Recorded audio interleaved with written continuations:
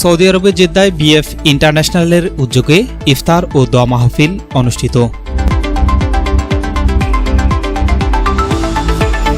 আসসালামু আলাইকুম। এমকে টেলিভিশনের পক্ষ থেকে সবাইকে আন্তরিক শুভেচ্ছা জানাচ্ছি। আমি ইফতেখার। শুরুতেই শুনলেন সংবাদ শিরোনাম, এখন বিস্তারিত। সৌদি আরবে বাংলাদেশি গার্মেন্টস পণ্যের চাহিদা দিন দিন বৃদ্ধি পাচ্ছে বলে উল্লেখ করেছেন বাংলাদেশ কনসুলেট জেনারেল জেদ্দার ইকোনমিক কাউন্সিলর সৈয়দা নাহিদা হাবিবা। তিনি বলেন, সৌদি আরবে বসবাসরত প্রবাসী বাংলাদেশি ও প্রবাসী ব্যবসায়ীদের অবদানের কারণেই রেমিটেন্স প্রবাহ বৃদ্ধি পাচ্ছে, যা দেশের অর্থনীতিতে গুরুত্বপূর্ণ ভূমিকা রাখছে।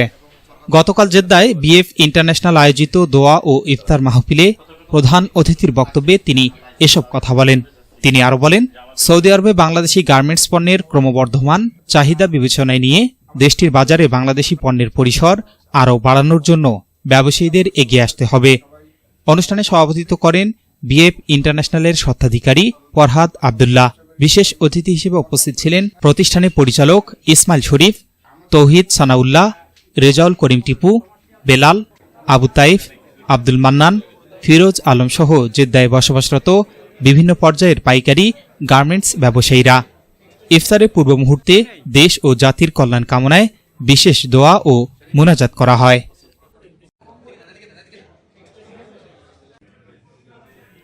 S Rahman, news desk, MK television. শেষ করছি এমকে টেলিভিশনের সংবাদ। এতক্ষণ আপনারা আমাদের সাথে থাকার জন্য অসংখ্য ধন্যবাদ।